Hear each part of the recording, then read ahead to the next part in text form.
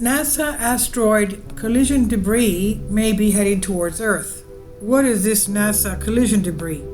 Well, it's from the DART space mission, the one that had a spacecraft crashing into the little moon of an asteroid, the Didymos asteroid. Now the debris could be coming to us. On September 26, 2022, NASA's Double Asteroid Redirect Test, DART, collided with Dimorphos, a small moonlet orbiting the larger asteroid Didymos. In so doing, the mission successfully demonstrated a proposed strategy for deflecting potential hazardous asteroids, PHEs, the kinetic impact method. Of course, at that time they told us that there was no chance of this debris coming at us. Now it seems that has changed. It is coming at us. By October 2026, the ESA's Hera mission will rendezvous with the double asteroid system and perform a detailed post-impact survey of Dimorphos to ensure that this method of planetary defense can be repeated in the future.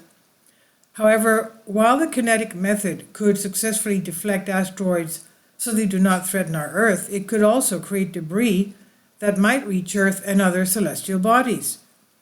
In a recent study, an international team of scientists explored how this impact test also presents an opportunity to observe how this debris could someday reach the Earth and Mars as meteors. Can you imagine? After conducting a series of dynamic simulations, they concluded that the asteroid ejecta could reach Mars and the Earth-Moon system within 10 years.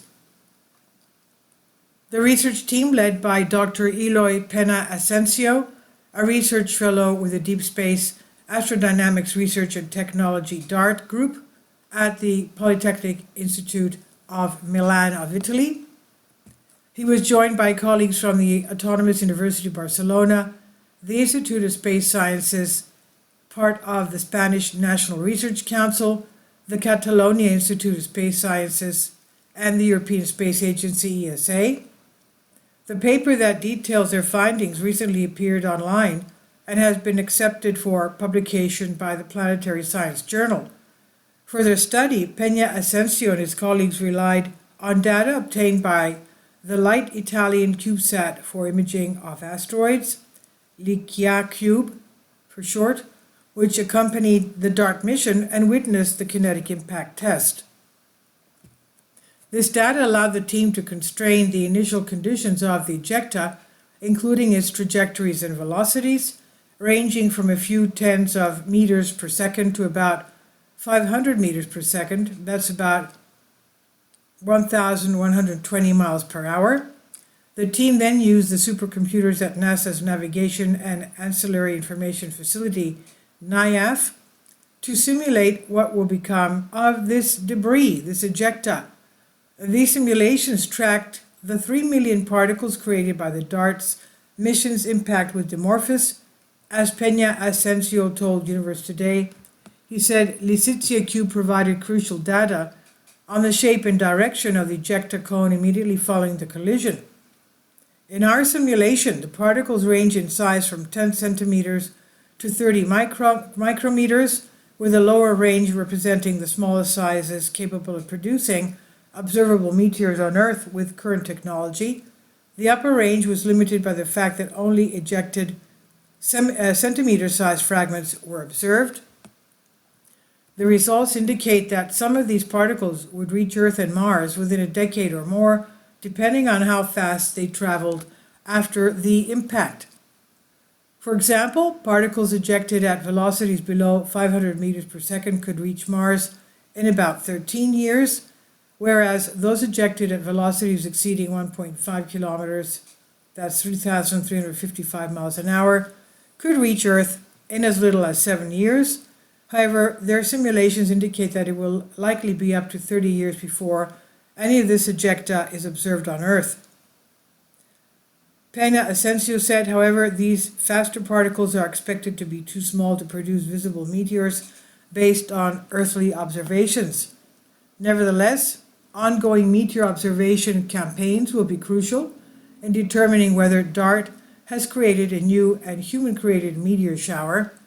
The Dimorphids, that is, Now, meteor observing campaigns in the coming decades will have the last word.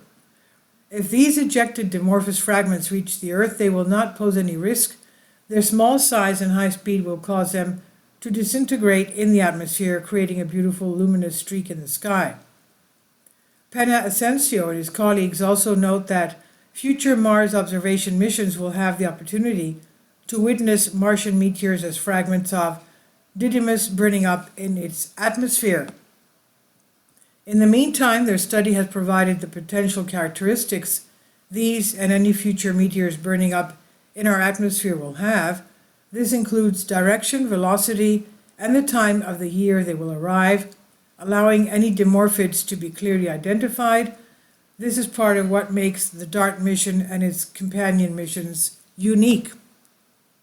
In addition to validating a key strategy for planetary defense, DART has also provided an opportunity to model how ejecta caused by impacts could someday reach Earth and other bodies in the solar system, as Michael Cooper's project scientist of ESA Hera mission and co-author of the paper said. A unique aspect of the DART mission is that it is a controlled impact experiment, hence an impact where the impactor properties, size, shape, mass, velocity are accurately known. Thanks to the Hera mission, we will also know the target properties as well, including those of the DART impact site. Data about the ejecta came from the Lycia Cube and Earth-based observatories after the impact. There's probably no other impact on a planetary scale with that much information about the impactor, the target, and the ejecta formation and early development. This allows us to test and improve our models and scaling laws of the impact process and ejecta evolution. Those data provide the input data, source location, size, and velocity distribution used by the ejecta evolution models. And this was originally published in Universe Today. It's on Science Alert by Matt Williams from Universe Today. Please leave your comments and thank you for your support.